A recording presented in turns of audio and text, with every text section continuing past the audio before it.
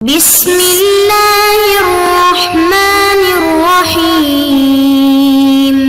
بسم اللہ الرحمن الرحیم۔ السلام علیکم ورحمۃ اللہ وبرکاتہ۔ عزیز طلبہ، آج التبیان فی علوم القرآن کا سبق نمبر 161 ہے، اور اس سبق کے اندر ہم عبادات کا مفہوم اور عبادات کی تقسیم کے حوالے سے جو قانون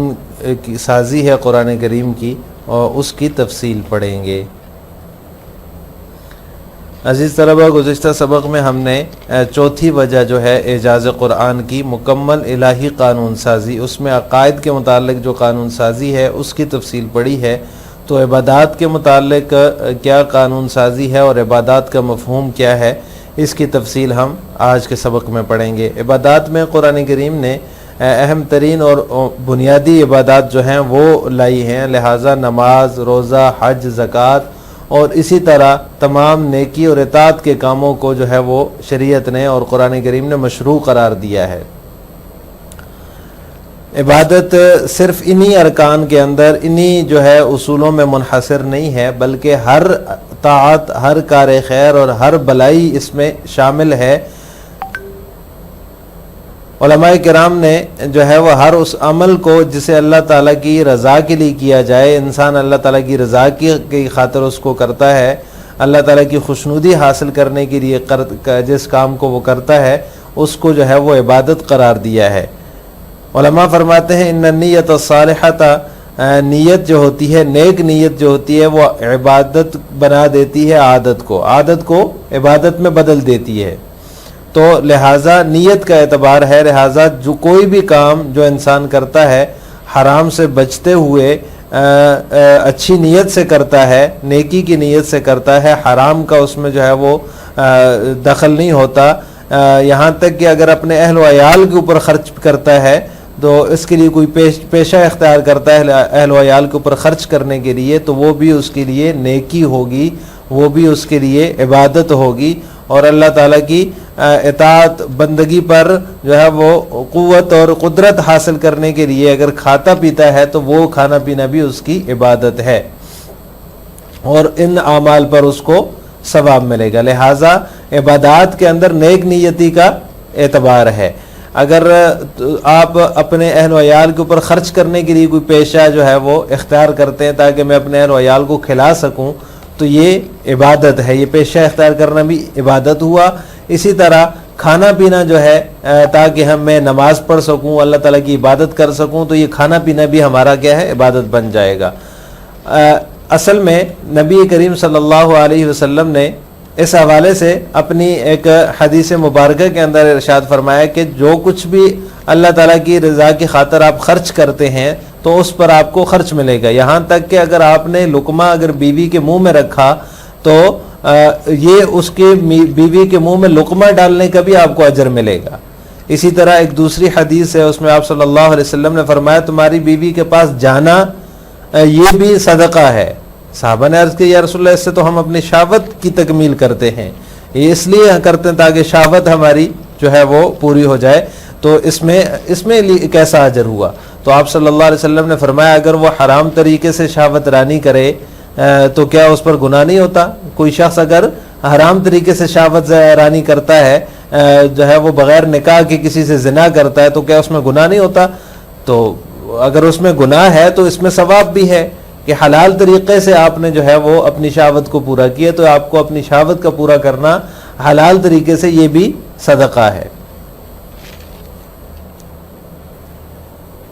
اسلام نے عبادات میں وسعت رکھی ہے، جہاں ہمیں اس اصول پر جو عبادات مفروضہ ہیں جو فرض کی گئی ہیں ان کا جو اصول ہے اس کے اوپر ہم جب نظر دوڑاتے ہیں تو ہمیں پتہ چلتا ہے کہ اسلام نے بڑی وسعت اور بڑی جو ہے وہ اس میں تنوع رکھا ہے عبادات کے معاملے میں، اور مختلف انواع میں ان کو مختلف اقسام میں تقسیم کیا ہے۔ بعض عبادات بدنی ہیں، بعض مالی ہیں، مالی عبادات جیسے کہ زکوٰۃ و صدقات ہے، بعض بدنی ہیں جیسے کہ نماز روزہ ہے، اور کچھ ایسی عبادات ہیں جو ان دونوں کو جامع ہیں، ان دونوں کو شامل ہیں، جیسے کہ جہاد فی سبیل اللہ ہے، کیونکہ جہاد میں جان بھی خرچ ہوتی ہے، مال بھی خرچ ہوتا ہے، اس لیے جو ہے وہ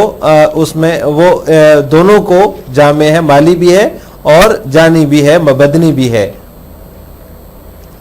اس میں اس تقسیم میں اصل میں اسلام کا ایک عظیم مقصد جو ہے وہ پوشیدہ ہے کہ یہ تقسیم اس لیے کی تاکہ کوئی نفس کسی چیز سے مانوس نہ ہو جائے جس کے نتیجے میں وہ اس کی عادت بن جائے یا عبادت سے تنگی اور وہ بوریت محسوس کرے، اس لیے جو ہے اس کو تقسیم کر دیا ہے۔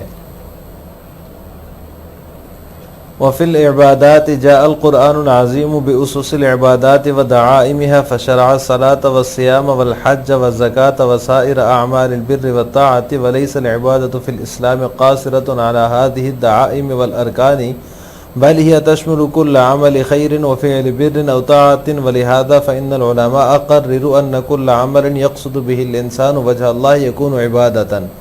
وقالوا إن النية الصالحة تقلب العادة إلى عبادة، فإذا عمل الإنسان واحترف له صنعة بقصد التعفف عن الحرام والإنفاق على أهله وعياله، وإذا أكل أو شرب بقصد التقوي على طاعة الله كان عمله عبادة يصاب عليها، والأصل في هذا قول النبي الكريم صلى الله عليه وسلم: وإنك لن تنفق نفقة تبتغي بها وجه الله إلا أجرت عليها حتى اللقمة تضعها في امرأتك،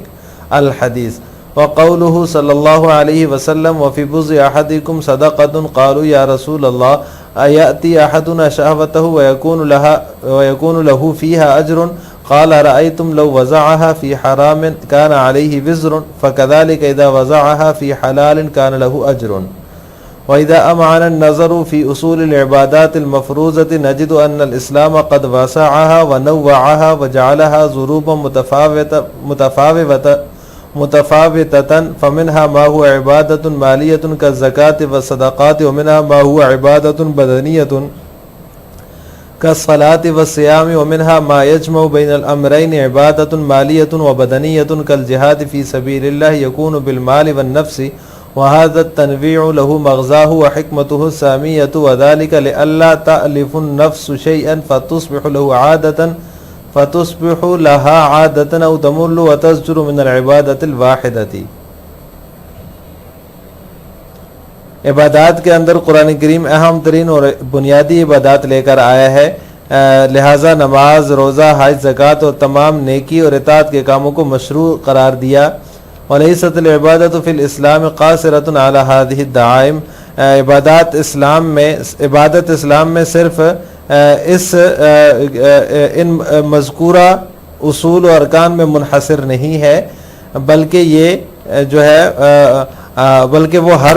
بلائی، ہر کار خیر اور ہر طاعت کو شامل ہے، اور لہٰذا اسی وجہ سے علماء کرام نے ہر اس عمل کو جسے اللہ تعالیٰ کی رضا کی خاطر وہ کرتا ہے انسان، تو اس کو عبادت قرار دیا ہے۔ علماء فرماتے ہیں کہ نیت صالحہ، نیک نیتی عادت کو عبادت بنا دیتی ہے، بس جب انسان کوئی کام کرتا ہے اور حرام سے جو ہے وہ بچنے اور اپنے اہل و عیال پر خرچ کرنے کی ارادے سے اپنے لیے کوئی پیشہ اختیار کرتا ہے تو اس کا یہ عمل عبادت ہوگا۔ اپنے لیے کوئی پیشہ اختیار کرتا ہے، وَإِذَا أَكَلَ أَوْ شَرِبَ، اور جب وہ کھاتا ہے یا پیتا ہے، بِقَصْدِ تَقَوِّي عَلَىٰ طَاعَةِ اللَّهِ، اللہ تعالیٰ کی